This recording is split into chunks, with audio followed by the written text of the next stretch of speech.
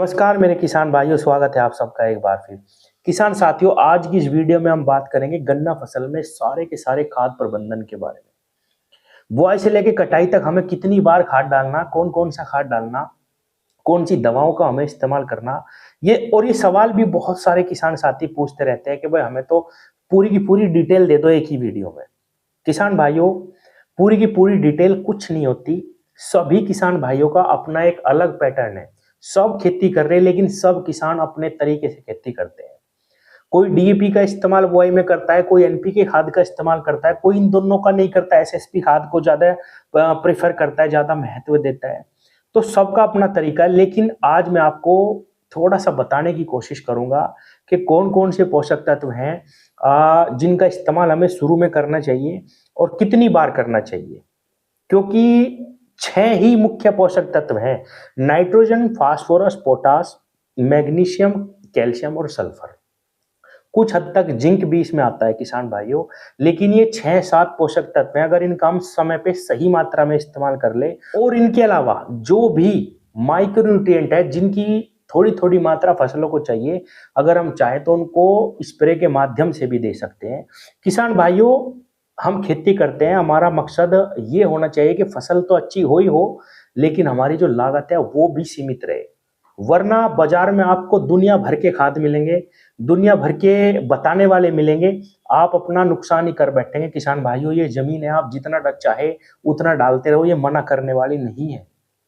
और हर, चाहे वो कोई फसल हो, इंसान हो, हर चीज की एक खुराक होती है कि भाई इतने में इसका पेट भर जाएगा। अगर आप उसको उसके बाद देंगे तो फायदे की जगह आपको नुकसान ही होने वाला है। तो किसान साथियों, एक पैटर्न मैं आपको आज बताने की, समझाने की कोशिश करूंगा। उसको आप ऊपर नीचे करना चाहे तो भी कर सकते हैं, लेकिन तरीके यही है, यही खाद है, इसके बाहर कुछ भी नहीं आता। किसान भाइयों, सच मानिए, खर्चे के बिना खेती संभव नहीं है। पहली चीज तो मैं यही बताऊं, कुछ लोग बहुत अच्छी खेती ले रहे हैं और उनसे अगर आप पूछोगे कि आपने क्या डाला, तो वे बोलेंगे मैंने तो सिर्फ एक बार खाद का इस्तेमाल करा, मैंने तो सिर्फ 2 ही बार खाद डाला। ऐसा नहीं होता किसान भाइयों। लागत के बिना आप अच्छी फसल नहीं ले सकते। 3 बार आपको कम से कम एनपीके खाद का इस्तेमाल जरूर करना पड़ेगा, नाइट्रोजन, फास्फोरस और पोटास का। हल्की हल्की मात्रा ही सही, लेकिन आपको देनी ही पड़ेगी 120 दिन के अंदर कम से कम 2 बार 3 बार मिट्टी चढ़ाने तक।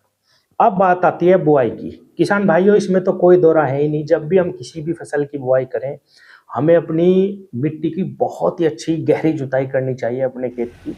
अगर हम गहरी जुताई करते हैं, इसके बहुत ही ज़बरदस्त लाभ हमारी फसल में देखने को मिलते हैं। जड़ों का अच्छे से विस्तार होता है। तृतीयक जो जड़ें होती हैं वे दूर दूर तक फैलती हैं। पौधा बहुत दूर से भोजन अवशोषित करता है। जो खाद हम अपनी मिट्टी में डालते हैं उनको दूर दूर से अवशोषित करता है। शुरू से ही हमारी फसल बहुत अच्छी चलती है। किसान भाइयों, गहरी जुताई के बाद जब हम अपने खेत की तैयारी करें, बुआई करें, तो हमें बुआई के समय डीएपी खाद का इस्तेमाल करना या एनपीके खाद का इस्तेमाल करना, इसमें बहुत संशय रहता है किसान को कि भाई हम किस खाद का इस्तेमाल करें।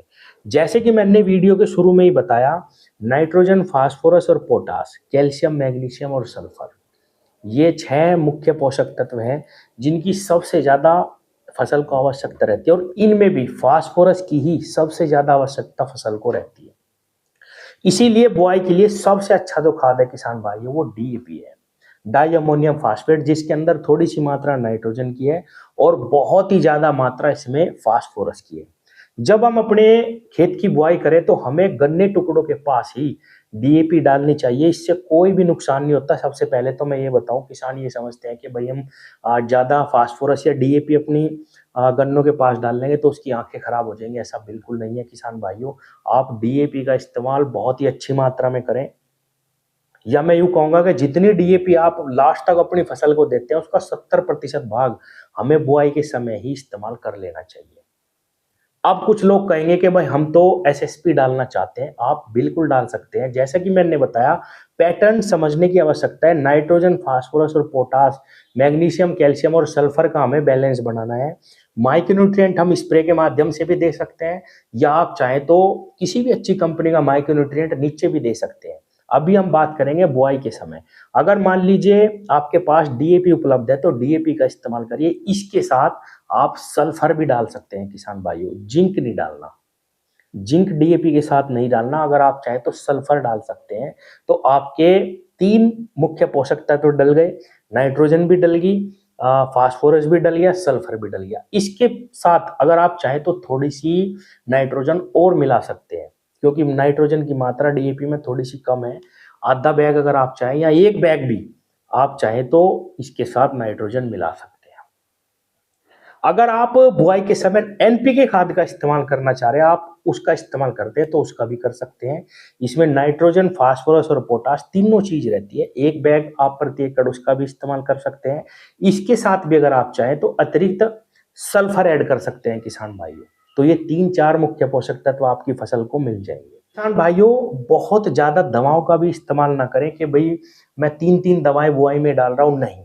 जैसा कि मैंने कई सारी वीडियो में बताया किसान भाइयों, दवा एक डालिए, समय पे डालिए, वो ही उतना काम करेगी। अच्छी कंपनी की डालिए, वो ही उतना काम करेगी जितनी 3 करेगी। सभी दवाओं का उतना ही दिन का रिजल्ट है। किसी भी कंपनी का एक कीटनाशक लीजिए, एक फंगस की दवा लीजिए, आप डीएपी लीजिए, डीएपी के साथ सल्फर ले सकते हैं, नाइट्रोजन ले सकते हैं, आप कोई माइक्रोन्यूट्रिएंट भी ले सकते हैं। अगर आप एनपीके खाद का इस्तेमाल कर रहे हैं तो एनपीके के साथ भी आप सल्फर का इस्तेमाल कर सकते हैं किसान भाइयों। यूरिया खाद का भी थोड़ा सा अलग से अगर आप चाहें तो इस्तेमाल कर सकते हैं और माइक्रोन्यूट्रिएंट भी डाल सकते हैं। अब आती है कुछ स्पेशल बात। किसान भाइयों, अगर आप चाहें तो बुआई के समय हमेशा, चाहे आप किसी भी फसल की बुआई कर रहे हो, केवल 1 किलो प्रति एकड़ ह्यूमिक एसिड का इस्तेमाल जरूर करें। ये एक ऐसी खाद है, अगर गन्ने टुकड़ों पे या किसी भी चीज के बीज पे ये डलती है तो जर्मिनेशन में बहुत ही जबरदस्त असर इसका देखने को मिलेगा। तृतीयक जड़ों को ये तुरंत बनाना शुरू कर देता है किसान भाइयों खाद। इसके भी डीप में जाऊंगा तो बहुत बड़ी वीडियो हो जाएगी। ह्यूमिक एसिड अपने आप में फसलों के लिए और मिट्टी के लिए बिल्कुल अमृत की तरह काम करता है। 1 किलो प्रति एकड़ ही आपको इस्तेमाल करना। यूरिया में अच्छी तरीके से ये लिप्त हो जाता है, कोट हो जाता है। आप उसको गन्ने टुकड़ों पे अगर डाल लेंगे, जर्मिनेशन पे भी फर्क आएगा और बहुत ही जबरदस्त काला पौधा निकलेगा आपका। तो ये 3-4 चीजें हो गई किसान भाइयों। ह्यूमिक एसिड आप एनपीके के साथ भी मिला सकते हैं, डीएपी के साथ भी, एसएसपी के साथ भी। आप चाहें तो एसएसपी खाद, सिंगल सुपर फास्फेट खाद के साथ भी बुआई कर सकते हैं। इसकी मात्रा थोड़ी सी आप बढ़ा दो। जहां आप 1 बैग डीएपी का इस्तेमाल कर रहे थे, इसके 2 बैग इस्तेमाल कर लो और इसमें आपको थोड़ी सी अतिरिक्त कैल्शियम की मात्रा भी मिल जाएगी। बहुत अच्छा ये भी खाद है। किसान भाइयों, अब आता है पहला पानी। पहले पानी पे हम क्या इस्तेमाल करें? किसान भाइयों, पहले पानी से लेके चौथे 5वें पानी तक, जब तक आप अपनी फसल पे मिट्टी चढ़ाने वाले हैं, तब तक आपकी 3 या 4 डोज लगेंगी। उसमें आपको ये ही पोषक तत्व देने हैं, थोड़ी थोड़ी मात्रा में डिवाइड करके। आपको पैटर्न समझना है। मान लीजिए आपने बुआई में सल्फर इस्तेमाल कर लिया तो सल्फर को हटा दो। पहले या दूसरे पानी पे जिंक ऐड कर देना है आपको। जिंक एक बार भी आपने इस्तेमाल नहीं किया। और किसान भाइयों, पहले पानी पे अगर आप चाहें तो किसी अच्छे माइक्रो न्यूट्रिएंट को भी आप अपनी जमीन में जरूर दें। सस्ता और अच्छा किसी भी अच्छी कंपनी का, या जो भी आप इस्तेमाल करते हो जिसपे आपको भरोसा हो, उसका इस्तेमाल करिए माइक्रो न्यूट्रिएंट का।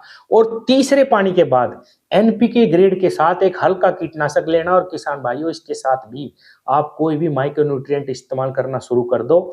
1-2 स्प्रे लगेंगी, 2-3 डोज लगेंगी। शुरू में 120 दिन के अंदर 4 डोज लगेंगी किसान भाइयों। उसी में ही आपकी फसल बिल्कुल बन के तैयार हो जाएगी। शुरुआती अवस्था में ही हमारी फसल को 80% खादों की आवश्यकता होती है। बाद में बड़ी फसल में खाद देने का इतना लाभ हमें नहीं मिलता। तो मिट्टी चढ़ाने तक हमें 3 से 4 डोज देनी है। माइक्रो न्यूट्रिएंट का स्प्रे में भी थोड़ा सा इस्तेमाल शुरू कर देना तीसरे पानी के बाद, और एक बार जमीन में माइक्रो न्यूट्रिएंट भी देना। और किसान भाइयों, ये जो 6-7 खाद हैं, नाइट्रोजन, फास्फोरस और पोटाश, मैग्नीशियम, कैल्शियम और सल्फर, इनकी थोड़ी थोड़ी मात्रा डिवाइड करके अपने हिसाब से आपको 3-4 पानी तक देनी है। अब इस चीज को सुनने के बाद कई मेरे किसान भाई ये भी कहेंगे कि इसमें बहुत ज्यादा खर्चा जाएगा। किसान भाइयों, सच मानिए, खर्चे के बिना खेती संभव नहीं है। पहली चीज तो मैं यही बताऊं, कुछ लोग बहुत अच्छी खेती ले रहे हैं और उनसे अगर आप पूछोगे कि आपने क्या डाला तो वे बोलेंगे मैंने तो सिर्फ 1 बार खाद का इस्तेमाल करा, मैंने तो सिर्फ 2 ही बार खाद डाला। ऐसा नहीं होता किसान भाइयों। लागत के बिना आप अच्छी फसल नहीं ले सकते। 3 बार आपको कम से कम एनपीके खाद का इस्तेमाल जरूर करना पड़ेगा, नाइट्रोजन, फास्फोरस और पोटाश का। हल्की हल्की मात्रा ही सही, लेकिन आपको देनी ही पड़ेगी 120 दिन के अंदर कम से कम 2 बार 3 बार मिट्टी चढ़ाने तक। और जैसा कि मैंने बताया, माइक्रो न्यूट्रिएंट की पूर्ति आप स्प्रे के माध्यम से कर सकते हैं, थोड़ा बहुत चाहे तो नीचे भी डाल सकते हैं। और किसान साथियों, दवाओं का इस्तेमाल भी, एक फंगस की दवा और एक कीटनाशक का इस्तेमाल हमें अपनी फसल में 2-3 बार करना ही करना है, जिससे हमारी फसल में कोई बीमारी ना आए। यही तरीका है, यही चीजें हैं किसान भाइयों। थोड़ा सा अतिरिक्त, जैसे मैंने बताया, कभी सल्फर का इस्तेमाल कर लिया, कभी जिंक का इस्तेमाल कर लिया। और कैल्शियम एक बहुत ही मुख्य पोषक तत्व में सेकेंडरी पोषक तत्व जो होता है, उसको भी हमें इस्तेमाल करना। अगर आप एसएसपी खाद का इस्तेमाल एक बार भी नहीं करते, तो आपको अलग से एक बार कैल्शियम भी डालना पड़ेगा। ये सारी की सारी लागत आपको अपनी फसल को देनी पड़ेगी, तभी आप एक बहुत अच्छा उत्पादन अपनी गन्ने की फसल से ले पाएंगे। धन्यवाद।